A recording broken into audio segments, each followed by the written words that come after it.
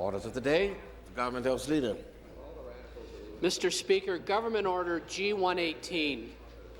Order number G118, third reading of Bill 118, an act respecting the development, implementation and enforcement of standards relating to accessibility with respect to goods, services, facilities, employment, accommodation, buildings, and all other things specified in the Act for Persons with Disabilities.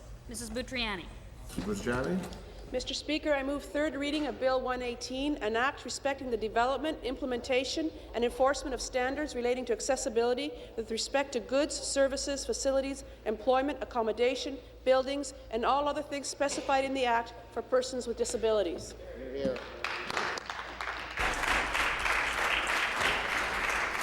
Pursuant to the order of the House dated May 9, 2005, I am now required to put the question. Ms. Butajani has moved third reading of Bill 118, an act respecting the development, implementation and enforcement of standards relating to accessibility with respect to goods, services, facilities, employment, accommodation, buildings, and all other things specified in the Act for Persons with Disability. Is it the pleasure of the House that the motion carry? All those in favour say aye. All those against say nay. In my opinion, the ayes have it. Call on the members. There will be a 10-minute bell.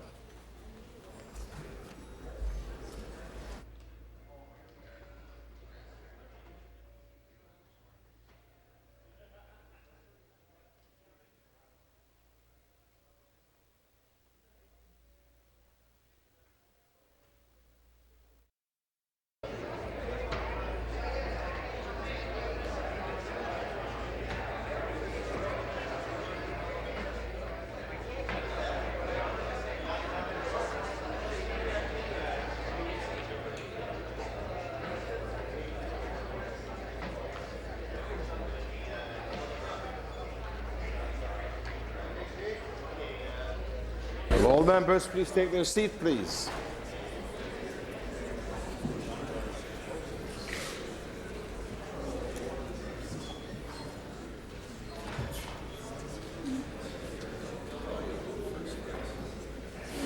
Mrs. Butrani has moved third reading of Bill 118. All those in favour, please rise one at a time and be recognised by the clerk.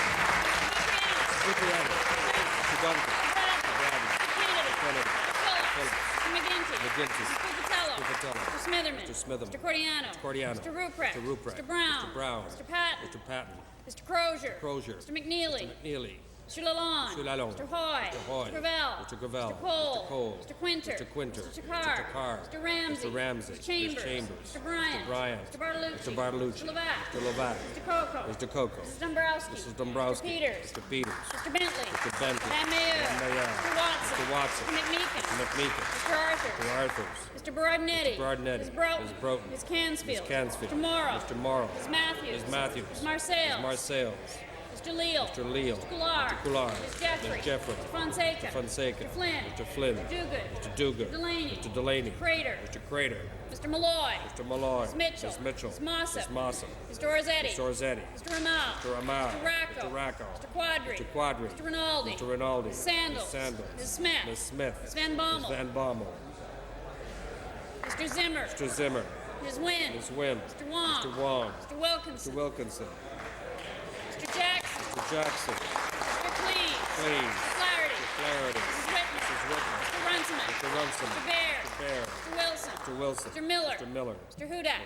Mrs. Monroe. Mr. Dunlop. Mr. Arnott. Mr. Chudley. Mr. Murdoch. Mr. Hardiman. Ms. Scott. Mr. O'Toole. Mr. Yakubuski. Mr. Tascona. Mr. Marchese. Mr. Farmer. Mr. Hampton. Ms. Shirley. Ms. Martell. Mr. Bisson. Mr. Prude. Ms. Horvath.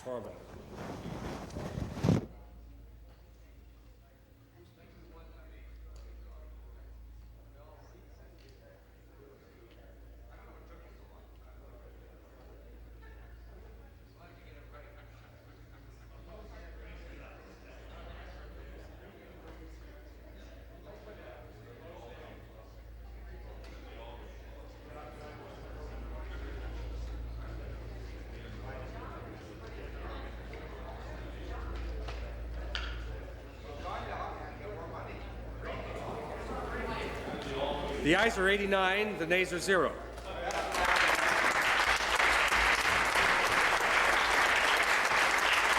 ayes are 89, the nays 0. Be it resolved that the bill be now passed and be entitled in with the motion. All right.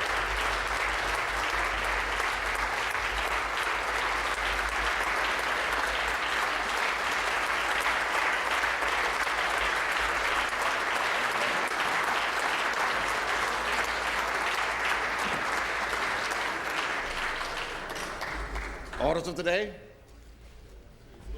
Governmental. Point of order, Mr. Speaker. I would like to acknowledge the presence in the gallery of Mr. David Lepofsky.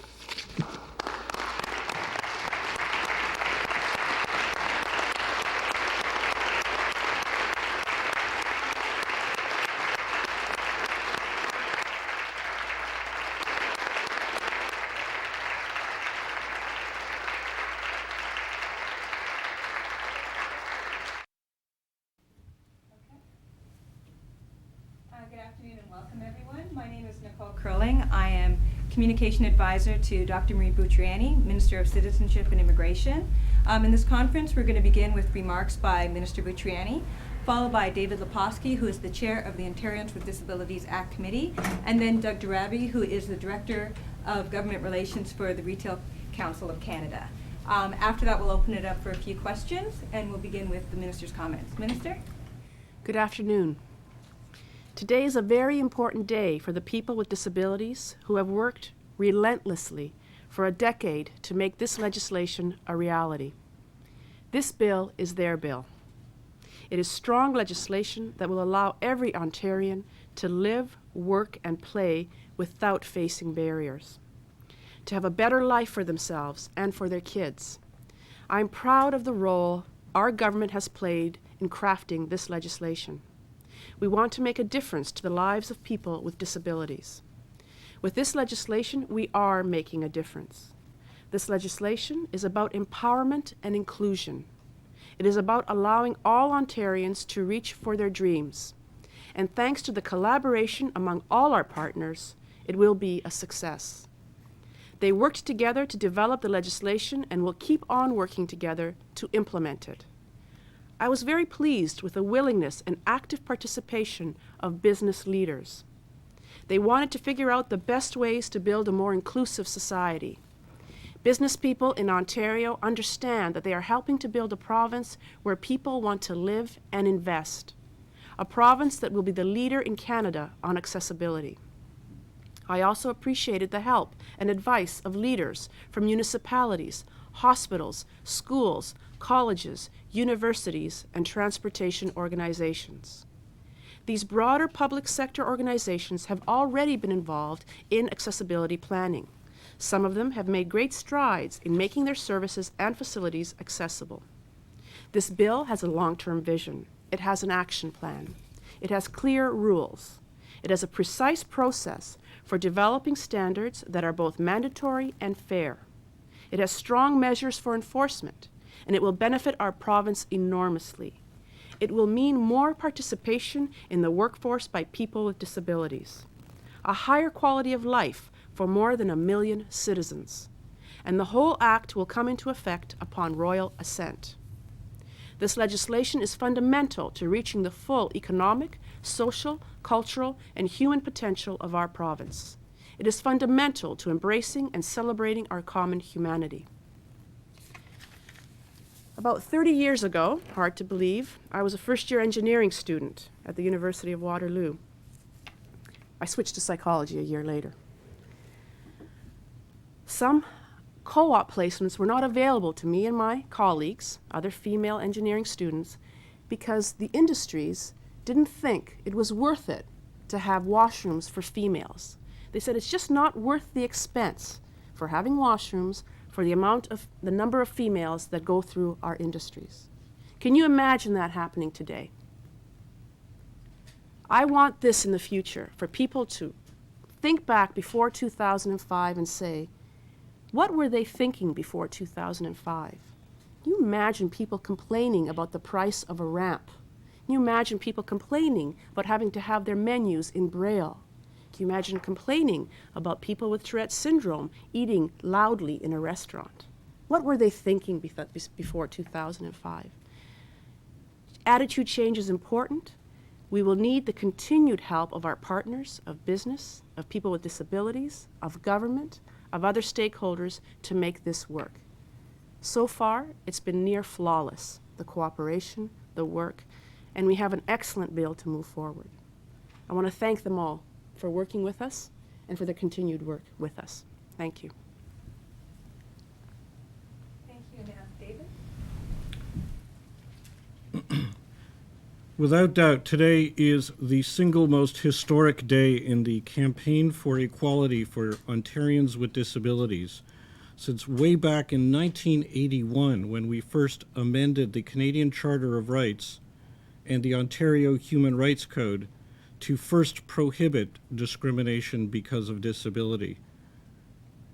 Since over the past 10 years, we have campaigned for this legislation.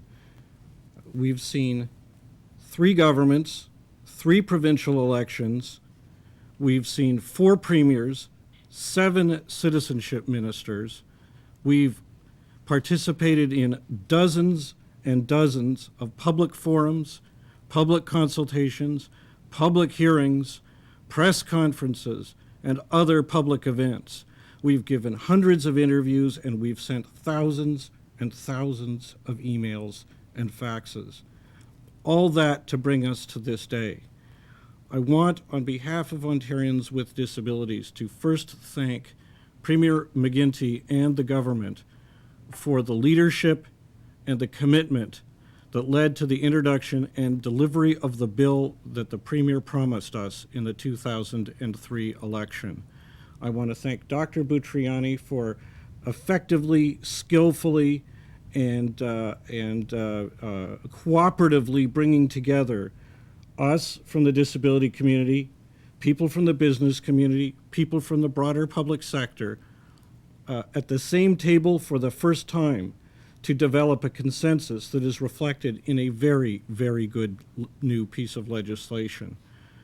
I want as well to thank the others within the Liberal Party who have fought on this cause over the past years, both while in government and while in opposition. Most particularly those who've spearheaded this issue, Dwight Duncan, Ernie Parsons, Steve Peters, and the late Dominic Agostino. Similarly, today is historically important because this bill not only passed, but passed unanimously. I want to express very, very passionate appreciation to both the opposition Conservatives led by John Tory and the opposition New Democrats led by Howard Hampton for their support of this legislation. I want to thank all critics who have pressed this issue in the legislature over the past decade, and particularly Rosario Marchese and Cam Jackson, who put forward so many amendments and debated them so vigorously to ensure that as many improvements to the bill as possible were considered as this bill made its way through a very fair and open legislative process. This legislation is critical for making Ontario truly open and accessible for people with disabilities. It will improve the lives of Ontarians with disabilities once effectively implemented. And we know that its effective implementation is promised to start, frankly, tomorrow.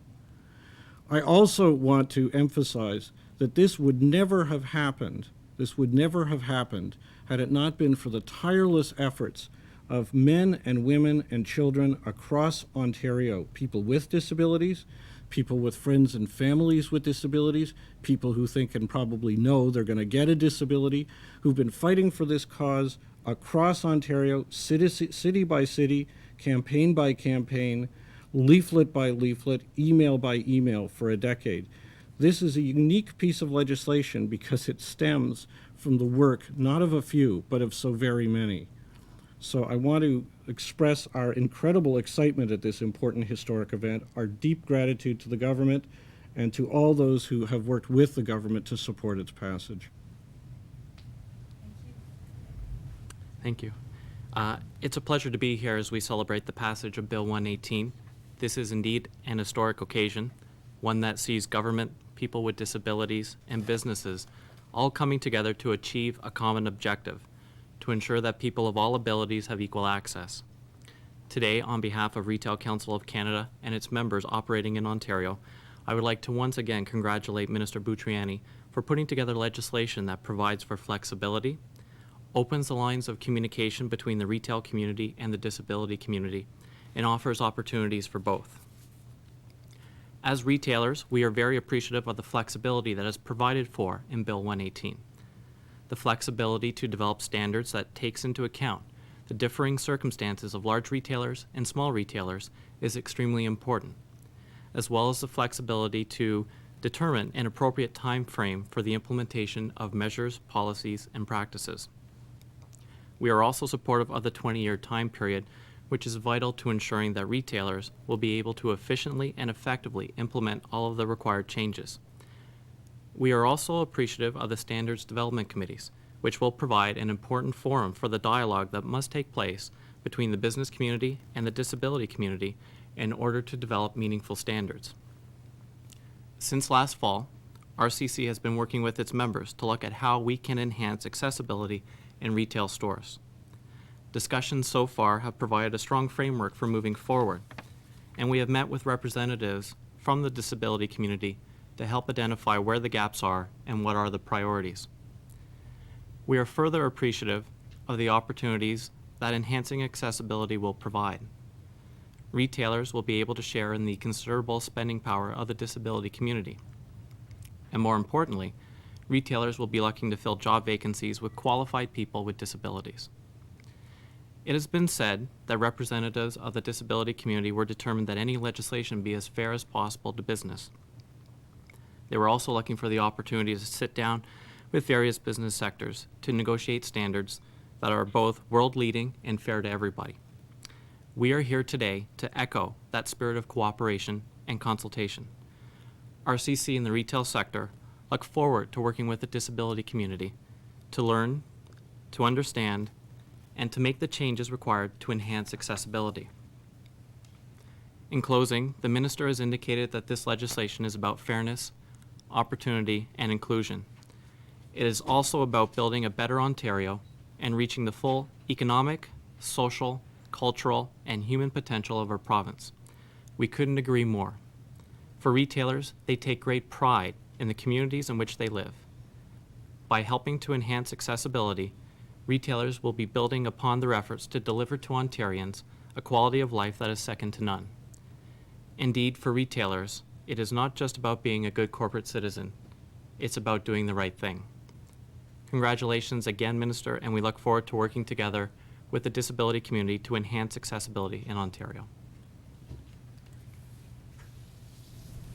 Thank you. We're going to open it up now for any questions. Are there any questions? Yeah, just had a question about compliance and how difficult it's going to be, and how big of a job this is going to be in the next years to come. So. Well, once a standard is a regulation, it will be immediately enforceable, which means if it's not complied with, there will be fines. Having said that, we do believe in an education campaign so that there are no surprises, that people are educated with respect to what's expected of them, that there will be spot audits, very much like on the environment in the United States uses these spot audits. We're talking about over 300,000 organizations, private and public, that will be affected. So you can't have an inspector going in every one every day. So there'll be spot audits. A special technology will be used to track these audits. And where there will be inconsistencies, that is where the inspectors will go in. They will be given, of course, chances to remedy their situation. It's not about punishment, it's about doing the right thing. However, if they do not comply, there is a fine, $50,000 for individuals and $100,000 for corporations. So we're serious. That was missing in the previous act. That was one of the things that was missing in the previous act. And without that enforcement and compliance, when you just leave it to the goodwill of the people, it doesn't always get done. And so we know that. We know that from the psychology of human nature. We know that from past research in other areas, like the environment, like seatbelts, like smoking. And so we acted on the research in those areas.